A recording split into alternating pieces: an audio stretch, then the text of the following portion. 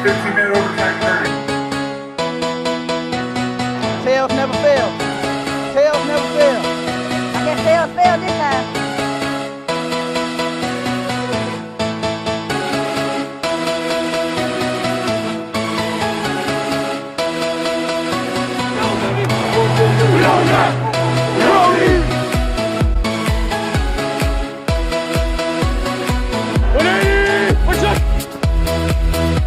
Hello everyone, welcome to the Overtime Win Podcast. I'm your host, Tim Nguyen. Today we'll be covering the AFC East, including the New England Patriots, Miami Dolphins, Buffalo Bills, and New York Jets. Let's start with quarterback. Tom Brady, Brian Hoyer. These names are probably familiar to you. They've been in the league for quite some time now. They've proven themselves to be quality players, MVP type players, Super Bowl players. But there's always a time where age gets to you and it limits your ability, right? Tom Brady is at that point now. I think his contract will expire soon. So the Patriots should seriously consider moving on, possibly drafting someone high in the draft this time with one of their 12 picks, including the first, second, third, fourth, sixth, seventh. That's a lot of potential, a lot of picks that could be used to try to trade up, trade down, or select someone who can fit them well. Moving on to running back, their running back situation is one of the better ones in the league. I'd say it's really admirable. They have a Sony Michel leading the way, but he's also backed by players such as James White, Rex Burkhead, and a fullback in James Devlin. A solid four quad group. Yeah, I think that's not something that they have to really address. Moving on to tight end though, the situation's a little bit worse because Rob Gronkowski, their starting tight end for the longest time, retired this season. They have a hole that they have to fill, and it's a hard role to fill because Rob Gronkowski had such a huge impact on the team. He's not only a really tall, physical tight end, but he's also a blocker. He's also a really big person. So looking at the tight ends now, I don't think there's enough people there to really fill in their jobs. Jacob Hollister, unproven. Stephen Anderson, unproven. Matt LaCosse, unproven still. So although it's not probably their number one priority, they should seriously consider drafting a tight end in draft high to fill that hole. We'll get more into that later. Okay, moving on to tackle, offensive tackle. We have Isaiah Wynn on the left side, and on the right side, Marcus Cannon. Isaiah Wynn hasn't really played in an NFL game, hasn't shown ability, his full potential yet. He's a first-round pick out of last year's draft, but again, it's also something that the Patriots should be a little bit wary of. In the case that he does not perform as expected, they need someone to stay in his place. Marcus Cannon is reliable, but he's a little bit older, and he hasn't been living up to his full potential of previous seasons. Right, so that's something that the Patriots should consider high in the draft. Offensive tackle, swing tackle that can go in between left and right, because after them, it's pretty much a bunch of undrafted free agents as well. Moving on to interior, we got Joe Thuney, a David Andrews, and a Shaquille Mason. Solid trio, but there's always room for development a little bit. I think personally that they can add some hands behind that group, but it's not too much of a need at this current moment.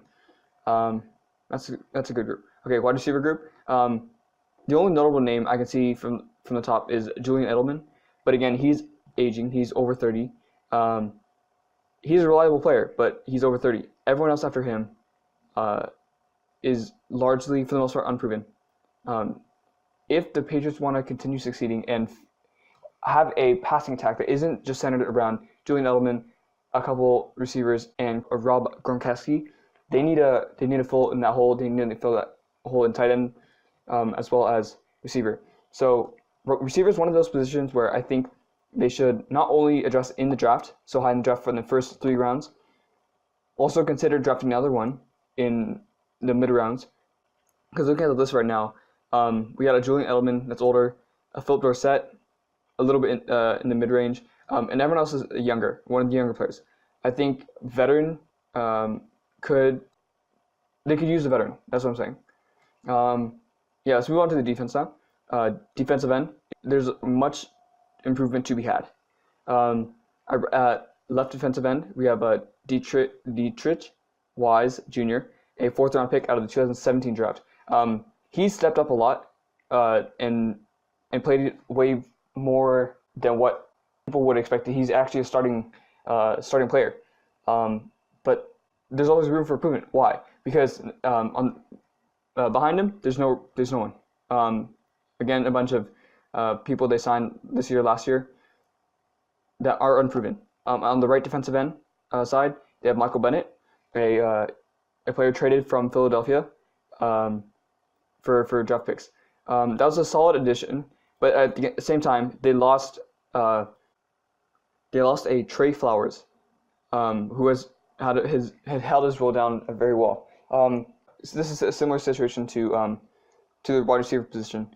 If the Patriots are going toward a certain direction, they should also have pieces to fill in that role. I guess is what I'm saying. They play a 4-wide, 4 system, like a 4 defensive lineman system, I should say. So they need a solid group of 4 defensive linemen who can play well. That's not enough. Certainly, like literally just those 2. So that's a primary need for them. Address it within the first 3 rounds, I would say. Moving on, interior defensive linemen, Guy Lawrence and Mike Pennell, not good enough. Really not good enough. They need more players, and that's something that should seriously consider in the first round. And the thing about this draft too is that there's an abundance of defensive talent in the draft. This is one of the quote-unquote generational talent drafts. So this is your opportunity. Use your 12 picks. Yeah. Moving on, we got linebacker position. This is there's strong points in the roster. We have a Donta Hightower, a Landon Roberts, and a Kyle Van Noy. These players, those 3, solid. Those are solid players. They could all be starting players on other teams. They are reliable. They're hard-hitting. Though I would say, though, the only thing about them is that they are not as rangy as could be. Replacing a linebacker is not a dire need, but that's something that they should look into. Obviously, with your 12 draft picks, you can go cover all the positions if need, and linebacker could be one, but it's seriously not a big issue. Moving on to corner, they have solid players in Jason McCourty and Stephen Gilmore. Jason McCourty's older. Stephen Gilmore is also coming into his contract years, I think next year or the year after. Those 2 are solid. They're solid, but there's I'm just scared in the case that there is an injury or something were to happen. I don't know if anyone can be able to step in place. But for example, in the backup position they have a Duke Dawson, a 2nd-round pick out of the 2018 draft, and a Keon Crossan, a 7th-round pick out of the 2018 draft. That's personally, I don't think that's enough. They should consider drafting one, sort of like in the linebacker position. Sort of, it's not a dire need, but it's something that they should consider in the mid rounds. Finally, moving on to safety, Patrick Chung and Devin McCourty, one of the best duos in the league. They're also backed up by Obi Melinfonwu. Patrick Chung and Devin McCourty are backed up by a Duron Harmon, a 3rd-round pick out of the 2013 draft, and a couple players in Nate Ebner, a 6th-round pick out of the 2012 draft. And that's about it. If I were the Patriots, I would consider drafting a safety somewhere in the 2nd through 4th rounds. Safety is one of those positions where it tapers off a little. There's a lot of talent in the first 2 rounds, Third round, there's not many, and then fourth round are a little bit harder to find. That happens with a lot of other positions, but especially I'd say safety. So if they do want to improve and have some security so that they can play a 3 safety look or move, for example, a Patrick Chung down and then play 2 high, that's something that you should consider. Let's move now to the Miami Dolphins. They're a team less competitive, I say. So what they should be focusing on this draft and next year's draft is finding players who are able to develop and prepare for a sort of playoff run in the future. Right now, not so much. Let's start from the first position, though. Quarterback, Ryan Fitzpatrick, and no one else. Okay, Ryan Fitzpatrick. He's a veteran in the league. He has some experience.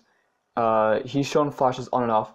For example, last season when he was with the Buccaneers, he would show signs of skill. He'd go off 1 week. That's why they named him Fitzmagic.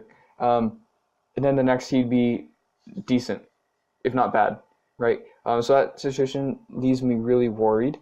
Personally, if at a pick 13, if they don't have a quarterback that they really love, for example, a Kyler Murray, a Dwayne Haskins, if there's no one there, I would seriously consider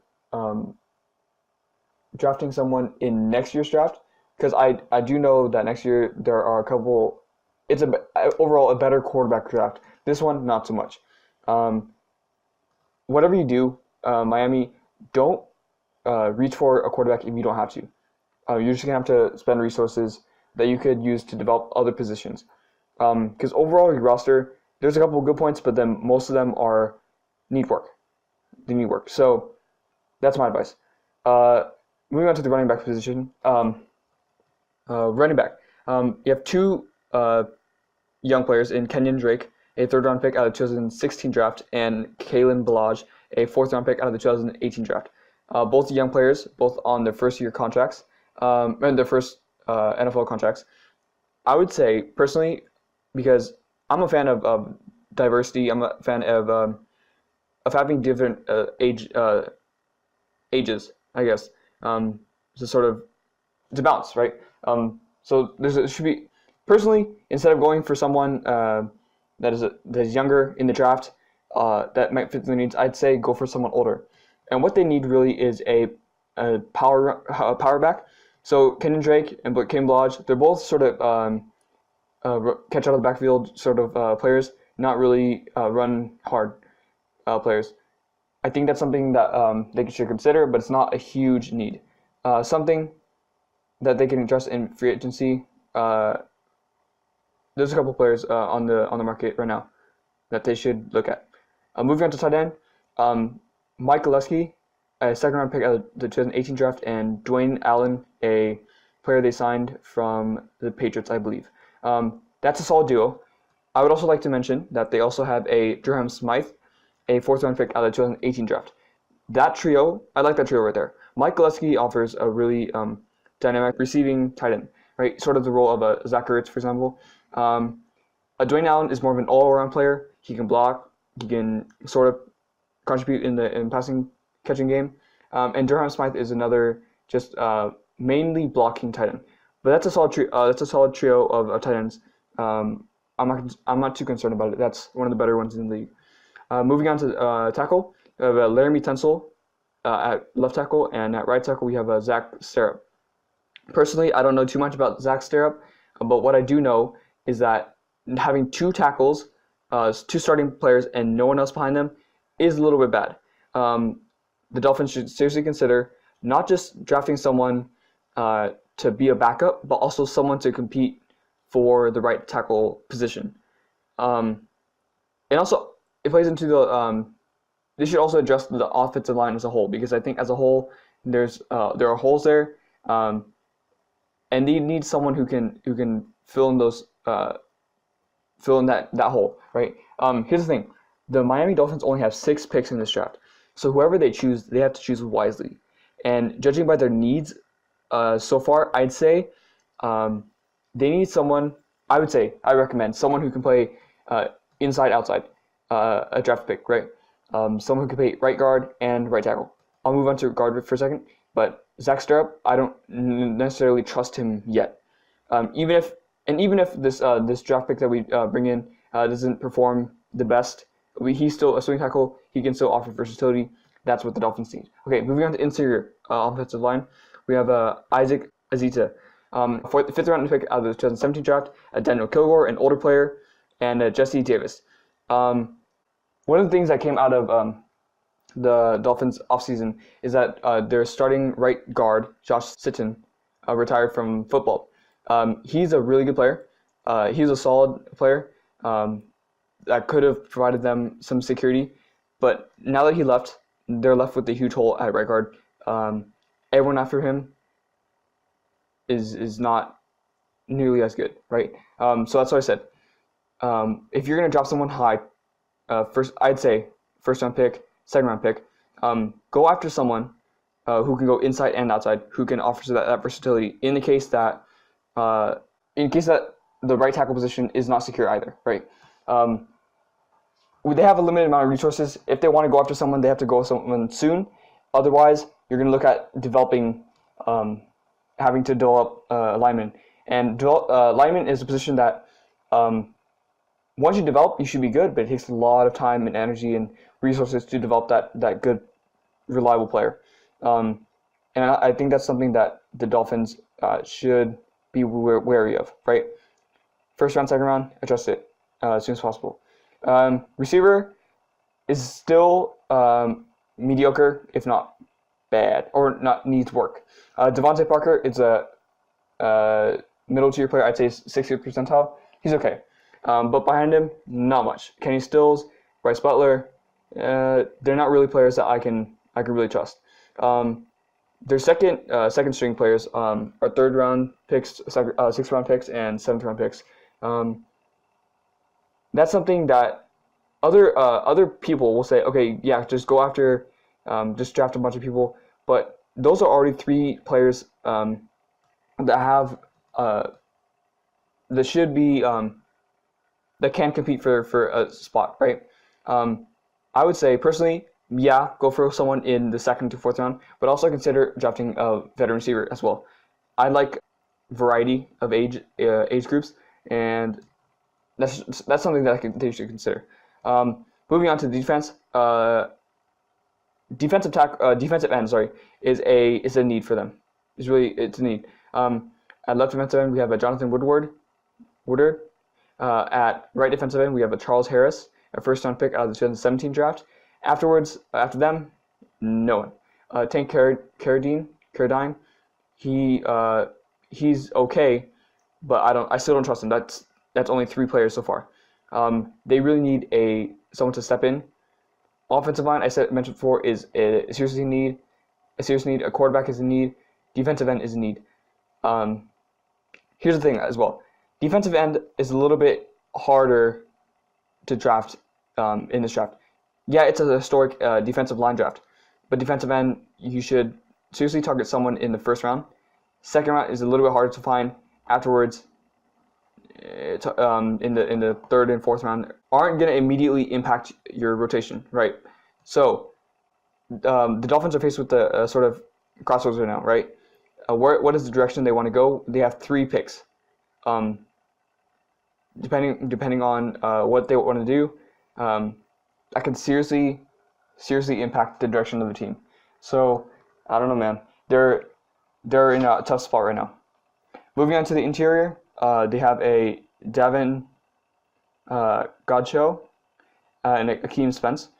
After them, a Taylor Vincent, a 6th round pick out of the 2017 draft, and Kendrick Norton. Personally, that's also a need. I think they could improve definitely. But a defensive tackle is something that they can draft a little bit later on in the 4th through 7th round. That's something that they should look into. I personally don't trust that younger group. Again, a veteran player could also help there. Moving on to linebackers, this is one of the better parts of the team. We got a Jerome Baker, a 3rd round pick out of the 2018 draft, a Raekwon McMillan, a second-round pick out of the 2017 draft, and Kiko Alonso, a starting linebacker for them for some time now. Afterwards, there's not a lot of players, but again, I don't think they're really going to use a three linebacker. They're not going to play three linebackers at a time. So that's a solid group of three. That's something you don't really have to fix yet. Okay, moving on to cornerback. Cornerback is not really a need, in my view. We got Xavier Howard, a player who has really stepped up. Second round pick out of the 2016 draft. He's proven himself to be reliable. I think he's someone who can be in their plans for some time. We also got an Eric Rowe, someone who can rotate in and out for the nickel spot. We got a couple other players in Bobby Kane, the left cornerback, fifth round pick out of the 2015 draft. He's not as good as Xavier Howard, so maybe they can consider moving on. But we have a Cordrea Tankersley, a third round pick out of the 2017 draft. He should be getting some opportunities soon. Hopefully switching in and out, just to see where he lands. But I think cornerback is a position they don't really have to worry about yet. Moving on to safety, Minkah Fitzpatrick, a first-round pick out of the 2018 draft, someone that I really, really like.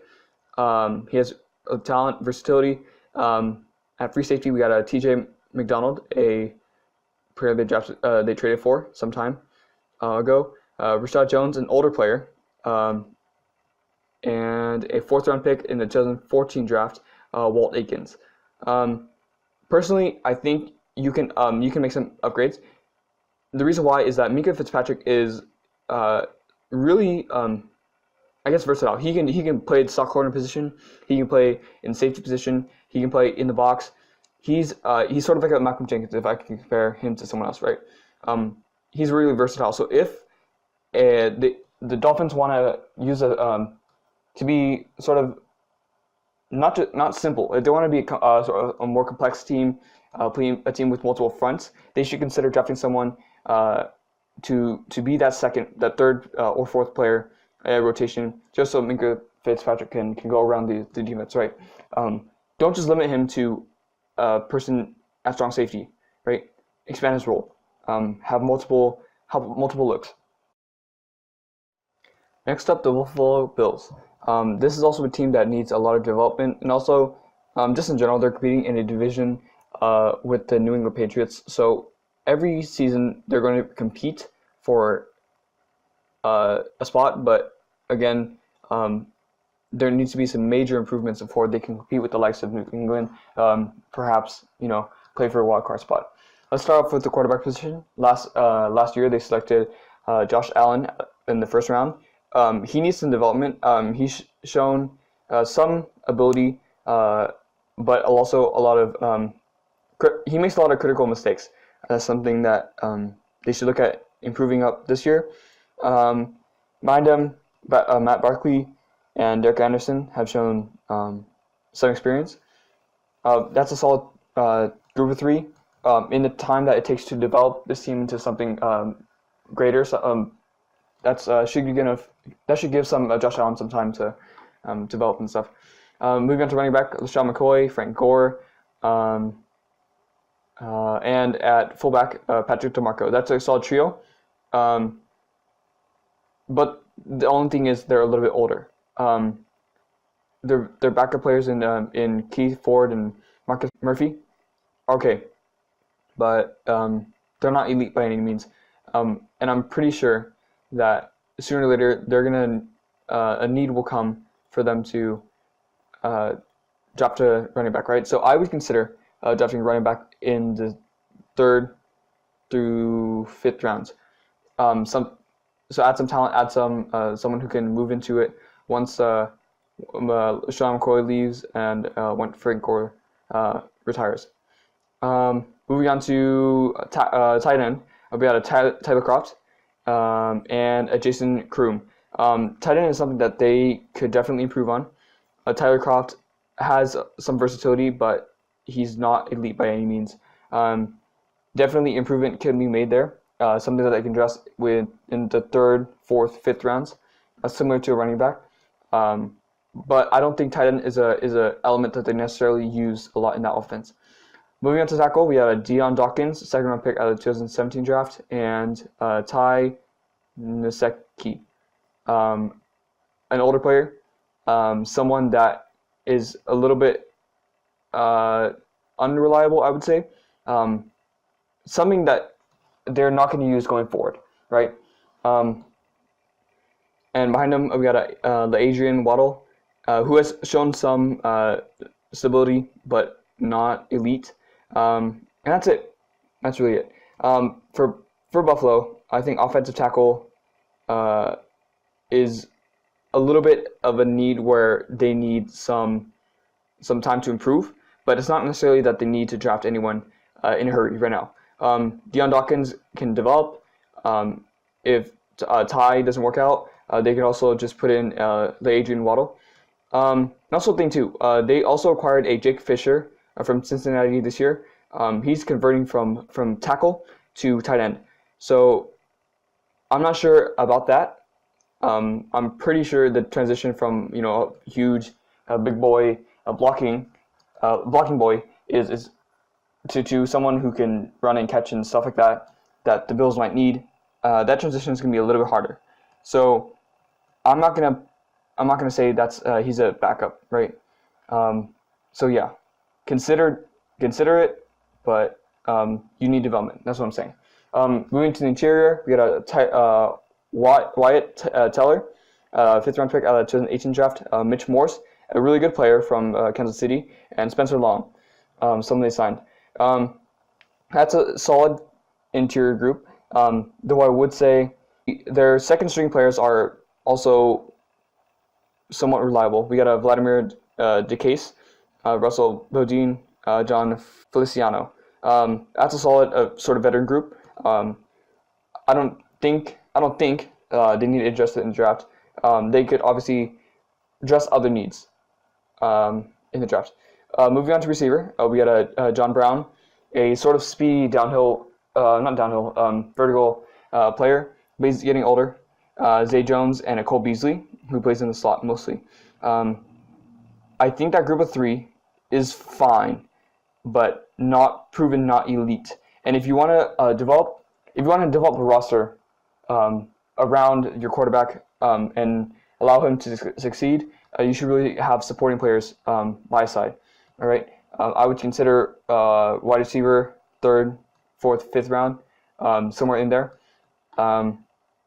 But for this current moment, not too bad of a deal. Moving on to the defense. At defensive end, we got a Jerry Hughes, an older player, and Trent Murphy. Behind him is Shaq Lawson, our first round pick out of the 2016 draft. And behind him, not much. This is a 3-4, not a 3-4, a 4-3 defense. So the need for defensive ends, defensive tackles is a little bit higher. Definitely defensive end is something that they should adjust in the second round just to have a rotation. Someone that can replace Jerry Hughes once he retires, once he gets older and leaves. Yeah, definitely a concern. Moving to the interior, we have a Star Lutulele, a really good player, and Harrison Phillips, a third round pick out of the 2018 draft. He's a young player, but I think he's reliable. And then behind him, we got a Jordan Phillips, and not much. So I'd say defensive tackle is something that they could address in the fourth through seventh round. Someone with depth, someone to provide some sort of rotation. Because I think three, it's one and then two maybe players. That makes me a little bit nervous, right? So I draft someone else just in case. Moving on to linebacker, we have a Matt Molino, or Tremaine Edmonds, first round pick out of last year's draft, and Lorenzo Alexander. That's also a really solid group. So that's some trend I noticed in the AFC. They have a solid group of linebackers, but yeah, I don't think that's something you need to address really. Yeah, don't worry about it. You're good. At free safety, we got Micah Hyde and Jordan Poyer, a really good duo. I appreciate that tandem from last year. But behind them, they also got a Mo Alexander, a Raphael Bush, a drafted player in Serena Neal in the 5th round. That's a solid group. I want to see the other players develop, but then either way, Jordan Poyer, Micah Hyde have really stepped up from their previous expectations, shown to be a bright spot in the Bills defense. Moving on to corner, Kevin Johnson at right cornerback. Left cornerback is Tre'Davious White. Tre'Davious White is a first-round pick out of the 2017 draft.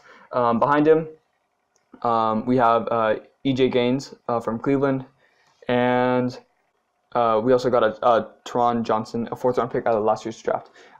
That's a solid group, and I believe that Raphael Bush also plays a nickel corner position also. So that's a solid group, though he is getting a little bit older, so I'd recommend drafting someone at nickel in the draft. Also consider, too, that the Buffalo Bills have 10 picks in the draft, 1st, 2nd, 3rd, 4th, 4th, 5th, 5th, 6th, 7th, 7th. Not a lot of players at the top in the first 3 rounds, but then afterwards they have some space to develop. So that's something that they can look for in depth. Finally, now let's move on to the New York Jets, another rebuilding team who has some potential, but a lot of work to be had. At the quarterback position, we got a Sam Darnold, a 1st-round pick out of last year's draft. He's shown some sort of potential, but he's also known for a lot of plays where they're just really stupid. A lot of interceptions made, but that's something that they can develop. Behind him, we got a running back position. We got a Le'Veon Bell, someone they acquired in this offseason. He's got a personality.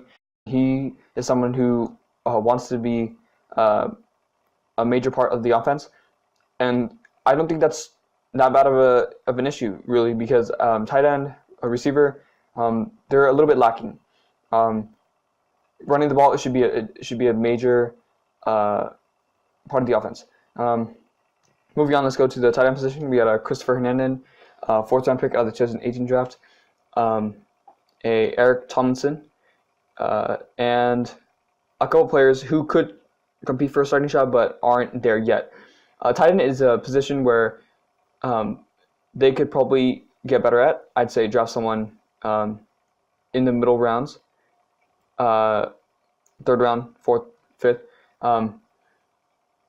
just to compete, raise the bar a little bit, right? Because where they are right now, they're mostly blocking tight ends.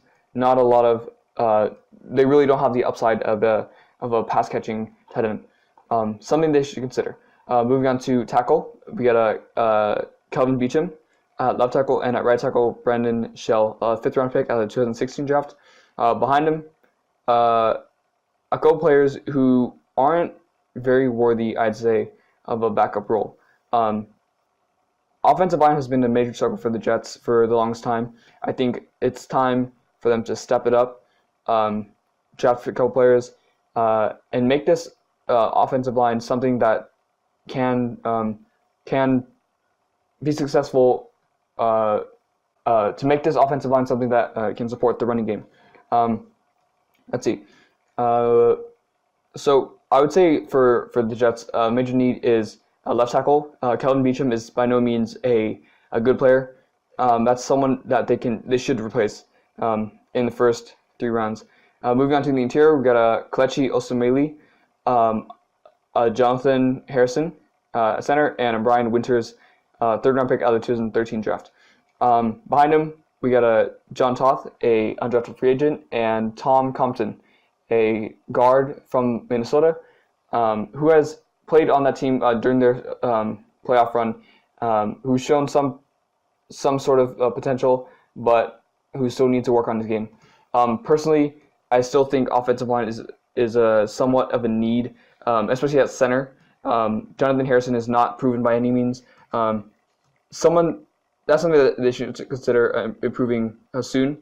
Left guard, right guard, solid, but I would get someone at center in the first 4 rounds.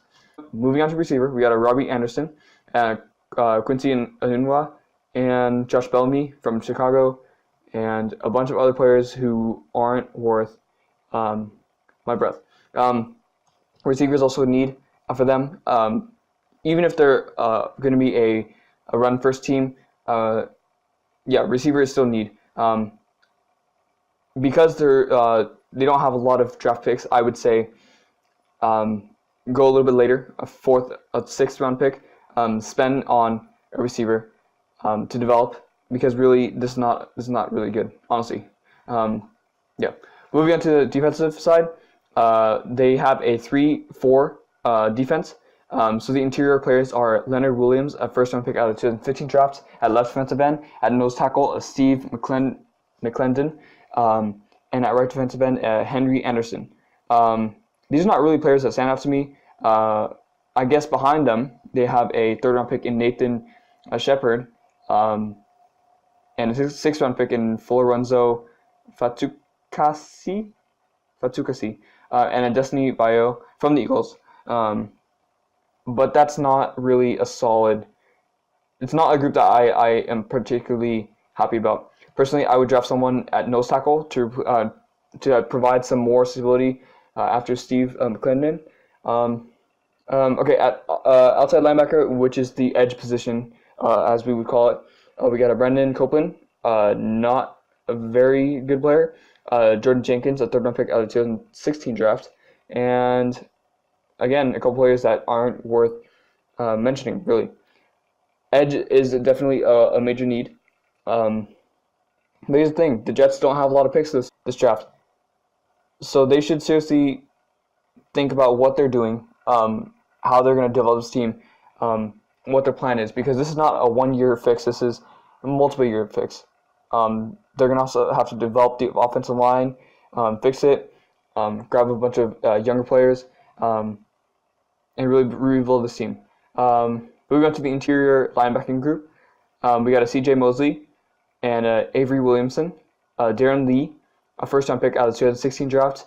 That is a solid trio. I like that trio, and especially in a 3-4 defense, you want to have linebackers who, inside linebackers, who can fill in those holes that those 5 rushing players create. They need fast players. I think what they have there is serviceable, but something that they could also think about, because I still think 3 is a little bit little for what they have. I would say probably draft someone, but obviously you don't have enough draft picks to get more. Something they should consider in next year's draft. That's what I'm saying. But moving on to the corner position, they have a Tremaine Johnson, a player who's really locked down. But after him, there's not much. Their left cornerback position is also somewhat secure in a player in Perry Nickerson, a 6th-round pick out of last year's draft. But there's a hole at left cornerback. I don't trust Brian Poole enough, really. I really don't trust that. And I think cornerback is something that could adjust in the draft or free agency. There are a couple of fast receivers